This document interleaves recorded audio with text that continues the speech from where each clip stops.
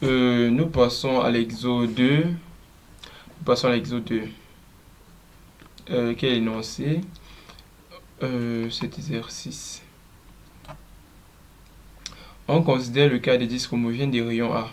Déterminé par le théorème de Gödel les coordonnées de son centre d'inertie. Ça, c'était pour la question 1. Pour la question 2, déterminer son tenseur d'inertie I0 en O relativement au repère autonomé R, O, X, Y, Z. Question 3. Calculer son moment d'inertie I delta par rapport à la droite delta par le point A de coordonnées 0 à A. Question 4. Et la dernière question. Calculer les moments principaux d'inertie. Bon, nous allons donc passer au propos de solution. Axe Z, Y.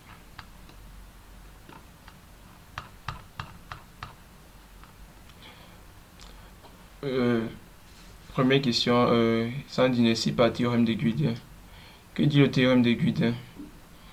Le théorème de Gödel consiste à faire roter notre solide, notre surface, notre volume par rapport à un axe dont il n'intercepte pas.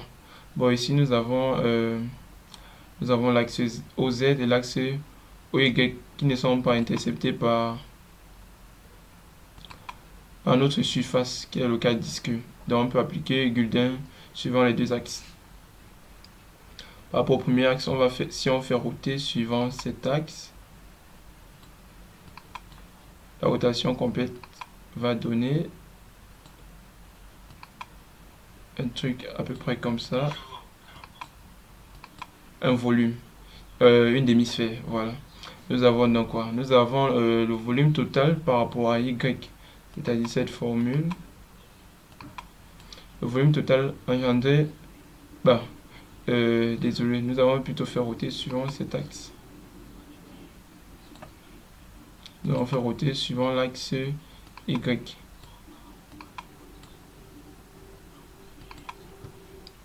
Le volume total par rapport à l'axe OY correspond à 2pi fois la surface totale fois la composante Z2G.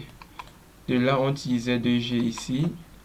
Z2G sera donc égal à V total par rapport à Y sur 2pi ST.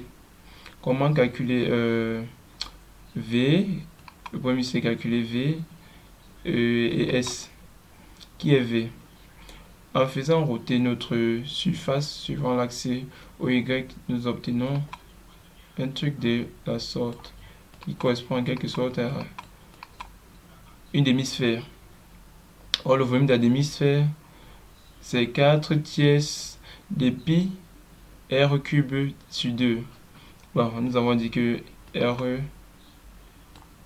est égal à A. Donc, on obtient 4 tiers de pi r cube fois 1 demi. Ça, c'est pour le numérateur, c'est-à-dire le volume par rapport au Y.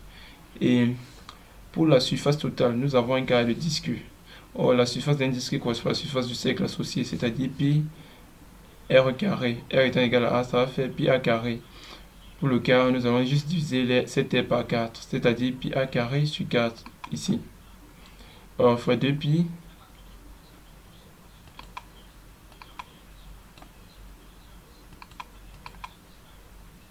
Nous réduisons le calcul et nous obtenons ZG égale à 2 tiers de pi a cube fois 2 pi 2 à 2, c'est-à-dire ZG égale à 4a sur 3 pi.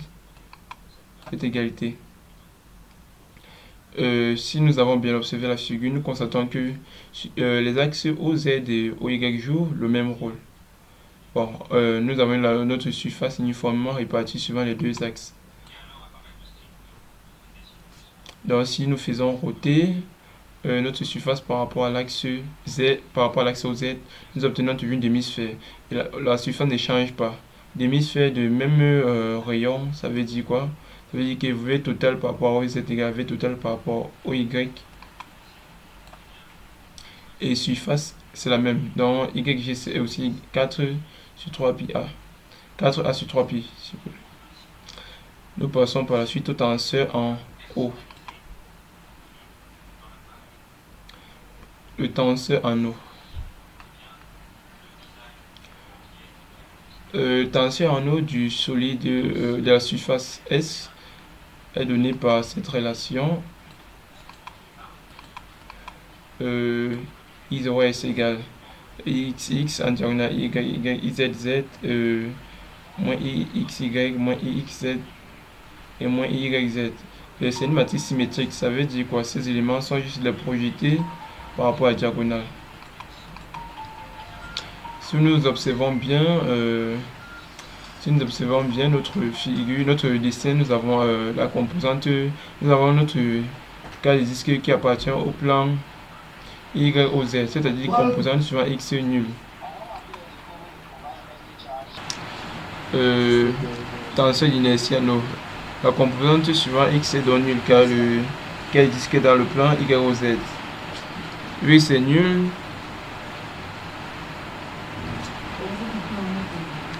que c'est nul, ça veut dire quoi? Les produits d'inertie XY, IXY et IXZ sont aussi nuls car X est déjà nul.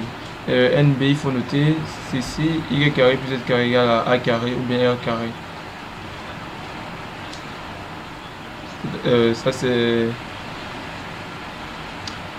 le rayon. L'élément sur carré plus l'élément sur carré correspond à l'autre.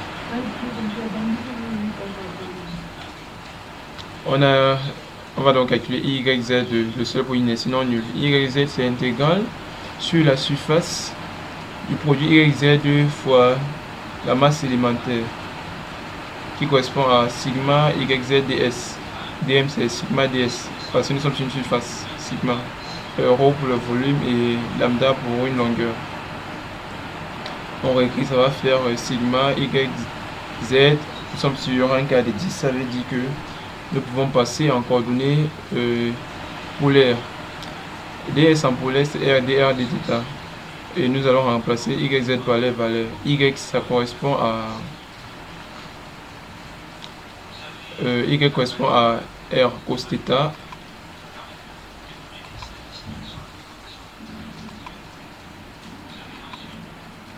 Nous avons θ là. Nous avons R. On a aussi un θ quelque part là. Donc ça fait Y égale R cos θ, Y égale R sinus θ.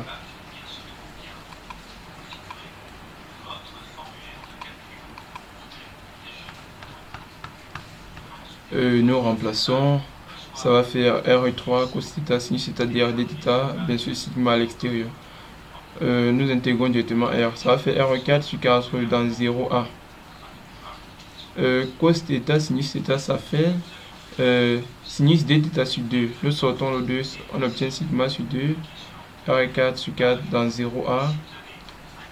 Intégrale de sinus de θ, ça va faire moins cos de θ sur 2. Dans 0 pi sur 2, bien sûr. On obtient sigma 4, car ce 2 est sorti aussi. Ça fait sigma 4 moins cos de θ dans 0 pi sur 2, ça fait 1 en pi sur 2 et 1 en 0. Ça va donc faire sigma A4 sur 8 pour YZ. IXX correspond à sigma intégrale sur la surface de Y carré Z carré ds. Par calcul direct, nous pouvons directement dire Y carré plus Z carré égale A carré. Mais bon, vu que nous sommes en cylindrique, nous allons considérer cette somme comme R carré. ds reste toujours R dθ. Donc on obtient R cube dr dθ. R varie de 0 à A, θ varie de 0 à pi sur 2. Après calcul, on obtient sigma sur 4 à 4 pi sur 2. C'est-à-dire sigma pi A4 sur 8. Il y a des trucs qu'on a oublié. Vu que la composante suivante x est nul, la valeur ixx, la valeur xx peut encore s'écrire comme la somme de y plus izz. C'est-à-dire, or les axes OZ et OY jouent le même rôle. Ça veut dire quoi? IZZ et YY se valent.